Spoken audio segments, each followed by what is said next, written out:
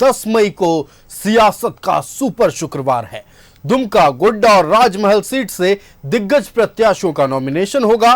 सीता सोरेन, नलिन सोरेन, निशिकांत दुबे, ताला मरांडी और विजय हांसदा नामांकन दाखिल करेंगे।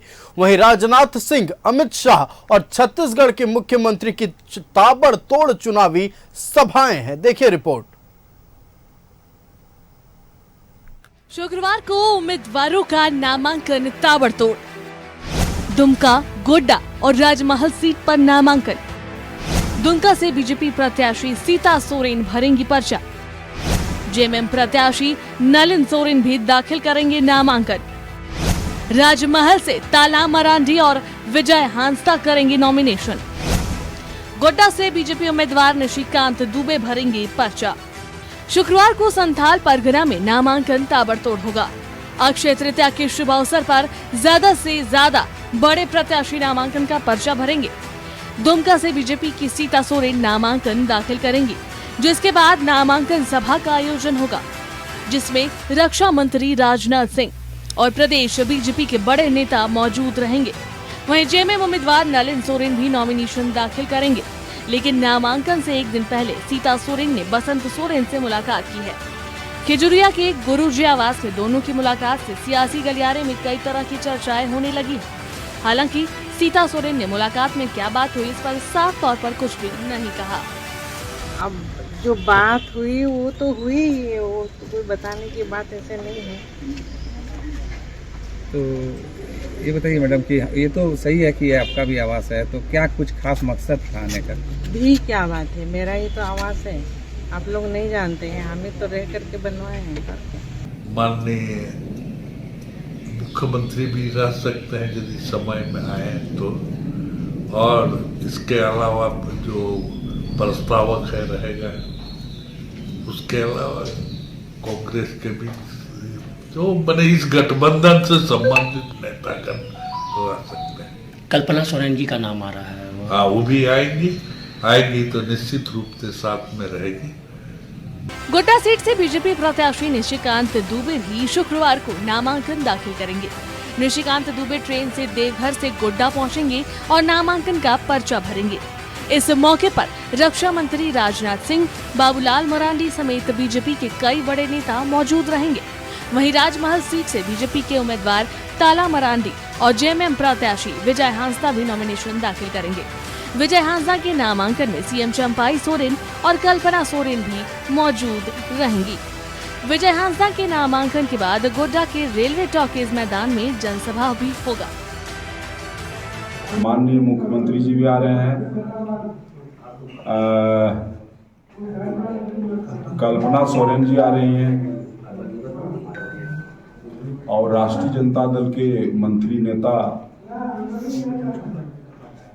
क्या नाम है, सत्यानंद भोक्ता जी, वो भी रहेंगे। शुक्रवार को न सिर्फ दिग्गजों का नामांकन है, बल्कि बीजेपी के कई स्टार प्रचारकों की ताबड़तोड़ सभाएं भी है। रक्षा मंत्री राजनाथ सिंह जहां दुमका और गोड्डा में नामांकन में मौजूद रहेंगे, वहीं केंद्रीय गृह मंत्री अमित शाह खूंटी में अर्जुन मुंडा के समर्थन में जनसभा को संबोधित करेंगे। जबकि छत्तीसगढ़ के सीएम विष्णुदेव साय की ताबड़तोड़ 3 सभाएं हैं। विष्णुदेव राय मनोहरपुर के मणिपुर मैदान में सुबह 10:30 बजे, सिमडेगा के कुरडेग में दोपहर 12:30 बजे और गुमला के चैनपुर में दोपहर 2 बजे सभा को संबोधित करेंगे। Bureau report, news 11 Bharat. कल का दिन यानी शुक्रवार सियासी शुक्रवार होने वाला है। 3 लोकसभा सीट से 6 प्रत्याशी कल नामांकन दाखिल करेंगे और सबसे बड़ी बात है, सब एक से बढ़कर एक दिग्गज है। इस पर चर्चा करने के लिए हमारे साथ हमारी संवाददाता भावना जुड़ चुकी है। भावना, कल सुपर फ्राइडे होने वाला है, यानी कि अगर सियासी शुक्रवार कहें तो बिल्कुल भी गलत नहीं होगा। 3 लोकसभा सीटों के लिए कल 6 उम्मीदवार अपना नामांकन करेंगे और इतना ही नहीं, कल 3 बड़ी हस्तियों का झारखंड में चुनावी सभा होने वाला है। पूरी जानकारी दर्शकों से साझा करें।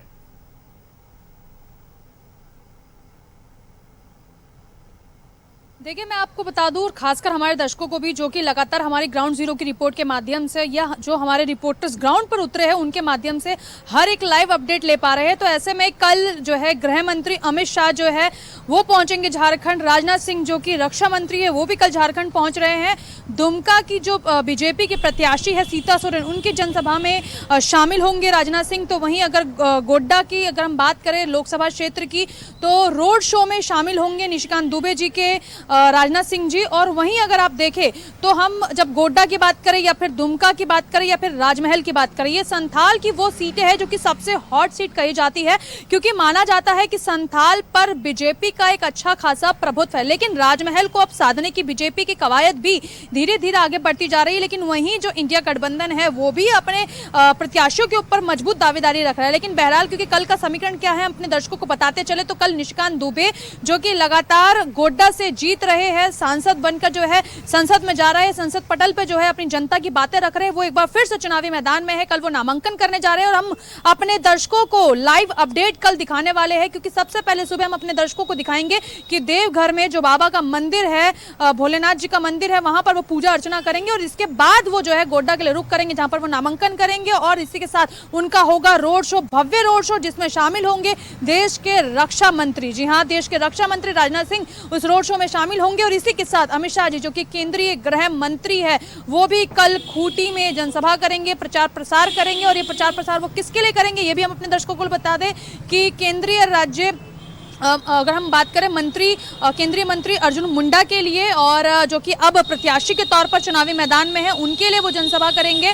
और वहीं दूसरी तरफ राजनाथ जी जो है दुमका जाएंगे, दुमका के बाद गोड्डा आएंगे। अब सबसे जरूरी बात क्या है कि कल, क्योंकि एक बड़ा दिन है, आपने भी कहा कि कल सुपर फ्राइडे, बिल्कुल आपने सही कहा, कल सुपर फ्राइडे है। कल सीता सोरेन से लेकर नलिन सोरेन, इसी के साथ विजय हंसदा और ताला मरांडी और निशिकांत दुबे कल नामांकन करने जा रहे हैं। यानी कि कल वो जो है कई बड़े नाम जो कल नामांकन कर रहे हैं, और नामांकन के दौरान कई बड़े नाम जो कि देश की राजधानी दिल्ली से आ रहे हैं, जो कि केंद्र में नेतृत्व भी करते हैं, प्रचार प्रसार करेंगे, जनसभाओं को संबोधित करेंगे, रोड शो में शामिल होंगे। और एक मैसेज देने की कोशिश की जाएगी कि आगाज अगर ऐसा है तो अंजाम क्या हो सकता है। वहीं दूसरी तरफ अगर विपक्ष के इंडिया गठबंधन के नेताओं को देखा जाए तो वो भी लगातार जो है झारखंड पहुंच रहे हैं, चाहे राहुल गांधी जी का आना हो या फिर किसी और बड़े नेता का आना हो। लेकिन बहरहाल अब सबसे जरूरी सवाल यही है कि अगर आप गोड्डा की बात करते हैं तो कहते हैं कि पिछड़ों की सबसे बड़ी जो है चाबी है गोड्डा सीट, यानी कि पिछड़ा समाज भी, मुस्लिम समाज भी, अनुसूचित जाति भी और अनुसूचित जनजाति भी गोड्डा का समीकरण तय करता है। जी हाँ, यही कारण है कि निशिकांत दुबे जो है लगातार वहां से सांसद है। लेकिन अब उनकी लड़ाई किससे है, तो अपने दर्शकों को बता दें कि उनकी लड़ाई है प्रदीप यादव से, जिन्हें जो है टिकट मिल गया है। लेकिन इससे पहले ये टिकट कांग्रेस की जो विधायक है दीपिका पांडे, देखिए भावना, आप कह रहे हैं कि निशिकांत दुबे की लड़ाई प्रदीप यादव से, और जाहिर सी बात है, साफ तौर पर सामने प्रतिद्वंदी के तौर पर प्रदीप यादव निशिकांत दुबे के सामने खड़े हैं। लेकिन निशिकांत दुबे इस बात को सिरे से नकारते हैं। निशिकांत दुबे कहते हैं कि कांग्रेस का कोई जनाधार ही नहीं है, मेरी कोई लड़ाई भी है तो AIMIM से है। अब बताइए, ऐसे प्रदीप यादव के खिलाफ ऐसे शब्दों का इस्तेमाल करना कि कांग्रेस का जनाधार नहीं है, क्या कॉन्फिडेंस तोड़ने के लिए इन शब्दों का इस्तेमाल निशिकांत दुबे करते हैं?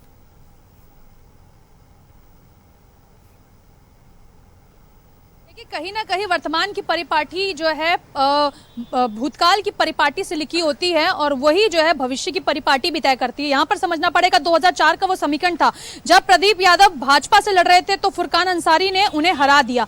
और इसके बाद जब समीकरण आगे बढ़ता है तो 2019 का वो वक्त आता है जब निशिकांत दुबे के सामने प्रदीप यादव लड़ते हैं, लेकिन JVM से, यानी कि झारखंड विकास मोर्चा की पार्टी से। और लेकिन अब अगर वर्तमान की बात करेंगे तो फिर से प्रदीप यादव ने, क्योंकि पार्टी बदली, अभी वर्तमान में जो है वो विधायक भी है और सांसद के लिए चुनाव भी लड़ रहे हैं, लेकिन किस पार्टी से? कांग्रेस पार्टी से।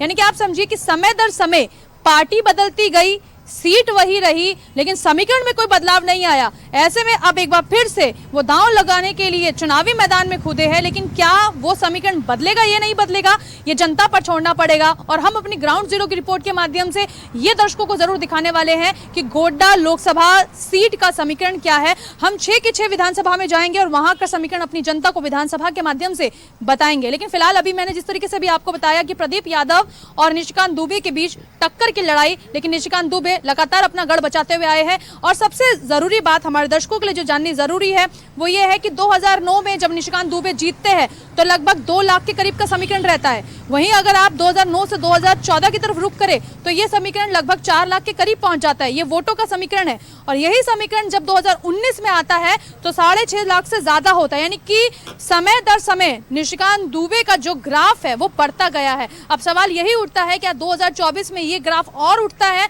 अगर हाँ तो कहीं ना कहीं प्रदीप यादव के लिए बहुत जो है ग्राउंड तौर पे पेचीदा स्थिति पैदा हो सकती है। लेकिन अगर समीकरण बदलता है तो फिर प्रदीप यादव कहीं ना कहीं बेनिफिट लेते हुए नजर आ सकते हैं। जी भावना, बिल्कुल आपका हमारे साथ जुड़ने के लिए और तमाम जानकारी के लिए बहुत बहुत धन्यवाद। तो कल का दिन बेहद खास होने वाला है झारखंड के राजनीतिक परिदृश्य से अगर देखें तो एक तरफ जहां 6 उम्मीदवार 3 लोकसभा सीट के लिए नामांकन दाखिल करेंगे, वहीं दूसरी ओर दिग्गज हस्तियां कल झारखंड में अपनी जनसभाएं करेंगे, अपने पक्ष में, अपने पार्टी के पक्ष में मतदाताओं को मतदान करने के लिए आकर्षित करने की कोशिश करेंगे। कल शुक्रवार को जब सभी प्रत्याशी नामांकन केंद्र पर पहुंचेंगे, क्या माहौल होगा, जनसभाओं में क्या माहौल होगा, दिग्गज हस्ती जब जनसभा को संबोधित करेंगे, इसके बाद झारखंड में क्या माहौल बनेगा, हर एक अपडेट आप तक पहुंचाएंगे।